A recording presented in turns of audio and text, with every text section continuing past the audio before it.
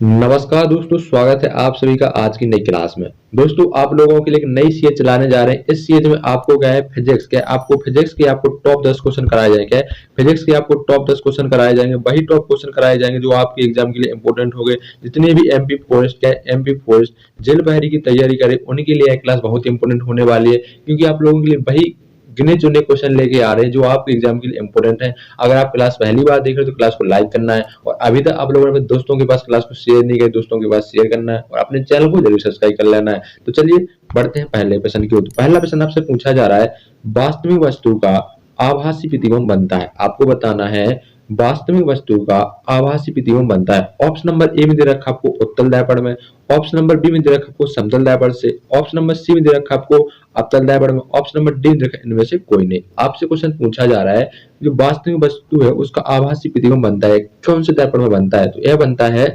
समतल दर्पण से। क्या समतल दर्पण में वास्तविक वस्तु के आभासी प्रतिबिंब बन रही है। ऑप्शन नंबर क्या हो जाएगा आपका? ऑप्शन नंबर बी इस क्वेश्चन का राइट जवाब हो जाएगा। बढ़ते अगले प्रश्न की ओर। अगला प्रश्न आपसे पूछा जा रहा है, वास्तविक वस्तु का हमेशा सीधा प्रतिबिंब बनाने वाला दर्पण होता है। आपको बताना है वास्तविक वस्तु का हमेशा सीधा प्रतिबिंब बनाने वाला दर्पण होता है। ऑप्शन नंबर ए में दे रखा आपको समतल, उत्तल, अवतल, ऑप्शन नंबर बी में दे रखा आपको समतल, अवतल, ऑप्शन नंबर सी में दे रखा आपको उत्तल, अवतल, ऑप्शन नंबर डी में दे रखा आपको समतल, उत्तल। आपसे क्वेश्चन पूछा जा रहा है कि वास्तविक वस्तु का हमेशा क्या है, वास्तविक वस्तु का हमेशा सीधा प्रतिबिंब बनाने वाला दर्पण। देखिए, तो इस क्वेश्चन का जवाब हो जाएगा ऑप्शन नंबर डी, क्या है, समतल दर्पण और उत्तल दर्पण। इस क्वेश्चन का सही जवाब हो जाएगा ऑप्शन नंबर डी, इस क्वेश्चन का आपका सही जवाब हो जाएगा। बढ़ते अगले प्रश्न की ओर। अगला प्रश्न आपसे पूछा जाए, आपको बताना है वास्तविक प्रतिबिंब की प्रकृति कैसी होती है। आपको बताना है वास्तविक प्रतिबिंब की प्रकृति कैसी होती है। ऑप्शन नंबर ए में दे रखा आपको उल्टा, ऑप्शन नंबर बी में दे रखा सीधा, ऑप्शन नंबर सी में दे रखा आपको सीधा और उल्टा, ऑप्शन नंबर डी में दे रखा इनमें से कोई नहीं। आपसे क्वेश्चन पूछा जा रहा है कि वास्तविक प्रतिबिंब की प्रकृति कैसी होती है। ये होती कैसी? उल्टा होती है। ऑप्शन नंबर क्या हो जाएगा? ऑप्शन नंबर ए इस क्वेश्चन का आपका सही जवाब हो जाएगा। बढ़ते अगले प्रश्न की ओर। अगला प्रश्न आपसे पूछा जाए, आपको बताना है वस्तु से छोटा प्रतिबिंब बनाता है। आपको बताना है कौन सा दर्पण है जो वस्तु से क्या है, वस्तु से छोटा प्रतिबिंब बनाता है। ऑप्शन नंबर ए में दे रखा आपको उत्तल दर्पण, ऑप्शन नंबर बी में दे रखा आपको अवतल दर्पण, ऑप्शन नंबर सी में दे रखा आपको समतल दर्पण, ऑप्शन नंबर डी में दे रखा आपको उत्तल दर्पण और अवतल दर्पण। आपसे क्वेश्चन पूछा जा रहा है कि वस्तु से छोटा प्रतिबिंब कौन बनाता है। देखिए, मान लीजिए ये आपकी कोई बड़ी वस्तु हो गई, अब इसका प्रतिबिंब बनेगा कैसे बनेगा? छोटा बनेगा। कैसे बनेगा? छोटा बनेगा। तो यह कौन सा दर्पण बनाता है? इस क्वेश्चन का जवाब हो जाएगा उत्तल और अवतल दर्पण। ऑप्शन नंबर डी इस क्वेश्चन का आपका सही जवाब हो जाएगा। बढ़ते अगले प्रश्न की ओर। अगला प्रश्न आपसे पूछा जा रहा है, आपको बताना है प्रकाश के परावर्तन के नियम के अनुसार। आपको बताना है प्रकाश के परावर्तन के नियम के अनुसार। ऑप्शन नंबर ए में दे रखा आपको आपतन कोण परावर्तन कोण से बड़ा होता है। इसमें कहा गया, ऑप्शन नंबर ए में कहा गया आपसे कि जो आपतन कोण होता है इसका परावर्तन कोण से क्या होता है? बड़ा होता है। ऑप्शन नंबर बी में कहा गया आपतन कोण परावर्तन कोण के बराबर होता है। ऑप्शन नंबर बी में कहा गया कि आपतन कोण है जो परावर्तन कोण के बराबर होता है। ऑप्शन नंबर सी में कहा गया है कि आपतन कोण परावर्तन कोण से छोटा होता है। क्या आपतन कोण परावर्तन कोण से छोटा होता है। ऑप्शन नंबर डी में देखा है सभी कथन सत्य है। आपसे क्वेश्चन क्या पूछा जा रहा है? आपसे क्वेश्चन पूछा जा रहा है कि प्रकाश के परावर्तन के नियम के अनुसार। तो प्रकाश के परावर्तन नियम के अनुसार आपतन कोण क्या होता है? आपतन कोण परावर्तन कोण के इक्वल होता नहीं। ऑप्शन नंबर क्या हो जाएगा? ऑप्शन नंबर बी इस क्वेश्चन का आपका सही जवाब हो जाएगा। बढ़ते हैं अगले प्रश्न की ओर।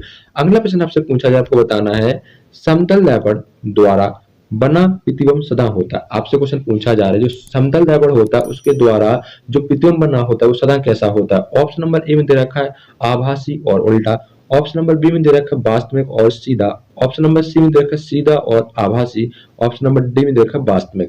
क्वेश्चन आपसे पूछा जा रहा है कि ये आपका क्या है? समतल दर्पण होगा। अब इसके द्वारा जो प्रतिबिंब बनेगा, जो इसके द्वारा जो प्रतिबिंब बनेगा सदा कैसा होगा? तो ये कैसा होगा? सीधा और आभासी होगा। क्या है? सीधा और आभासी होगा। ऑप्शन नंबर सी इस क्वेश्चन का आपका सही जवाब हो जाएगा। बढ़ते अगले प्रश्न की ओर। अगला प्रश्न आपसे पूछा जा रहा है आंख में प्रवेश करने वाले प्रकाश की मात्रा को नियंत्रित करता है। आपसे क्वेश्चन पूछा जा रहा है आंख में प्रवेश करने वाले प्रकाश की मात्रा को नियंत्रित करता है। ऑप्शन नंबर ए में दे रखा है परितार का, ऑप्शन नंबर बी में दे रखा है आपको पुतली, ऑप्शन नंबर सी में दे रखा है आपको लेंस, ऑप्शन नंबर डी में दे रखा है पेशियां। इस क्वेश्चन का जवाब क्या हो जाएगा? ऑप्शन नंबर ए इस क्वेश्चन का आपका सही जवाब हो जाएगा। बढ़ते अगले प्रश्न की ओर। अगर आप लोगों को क्लास पसंद आ रही है तो क्लास को लाइक और अपने दोस्तों के पास क्लास को जरूर शेयर करें। अगला प्रश्न आपसे पूछा जा रहा है सूर्योदय और सूर्य अस्त के समय सूर्य का गोला दिखता है। आपसे क्वेश्चन पूछा जा रहा है सूर्योदय और सूर्य अस्त के समय का जो सूर्य का गोला है ये कैसा दिखता है। ऑप्शन नंबर ए में देखा गोलाकार दिखता है, ऑप्शन नंबर बी में देखा घनाकार दिखता है, ऑप्शन नंबर सी में देखा अंडाकार दिखता है, ऑप्शन नंबर डी में देखा चपटा दिखता है। आपसे क्वेश्चन पूछा जा रहा है सूर्य उदय सूर्य अस्त के समय जो सूर्य का गोला होता है वो किस प्रकार का दिखता है, चपटा दिखता है। क्या चपटा दिखता है। ऑप्शन में क्या हो जाएगा आपका, ऑप्शन नंबर डी इस क्वेश्चन का आपका सही जवाब हो जाएगा। बढ़ते अगले प्रश्न की ओर। अगला प्रश्न आपसे पूछा जा रहा है यदि दर्पण में बना प्रतिबिंब हमेशा सीधा आकार में वस्तु के बराबर है तो दर्पण। आपसे क्वेश्चन पूछा जा रहा है यदि दर्पण में बना प्रतिबिंब हमेशा सीधा आकार में वस्तु के बराबर तो दर्पण। ऑप्शन नंबर ए में देखा अवतल, ऑप्शन नंबर बी में देखा उत्तल, ऑप्शन नंबर सी में देखा पूर्ण समतल, ऑप्शन नंबर डी देखा इनमें से कोई नहीं।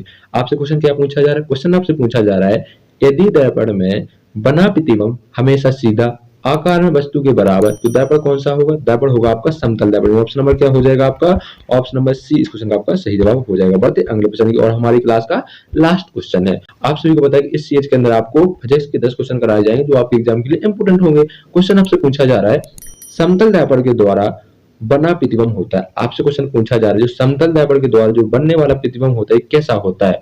ऑप्शन नंबर ए में देखा वास्तविक होता है, ऑप्शन नंबर बी में दे रखा काल्पनिक होगा, ऑप्शन नंबर सी में देखा उल्टा होगा, ऑप्शन नंबर डी में देखा इनमें से कोई नहीं। तो समतल दर्पण के द्वारा बना प्रतिबिंब होता है कैसा होता है, काल्पनिक होता है। क्या होता है, काल्पनिक होता है। ऑप्शन नंबर क्या हो जाएगा आपका, ऑप्शन नंबर बी इस क्वेश्चन का आपका सही जवाब हो जाएगा।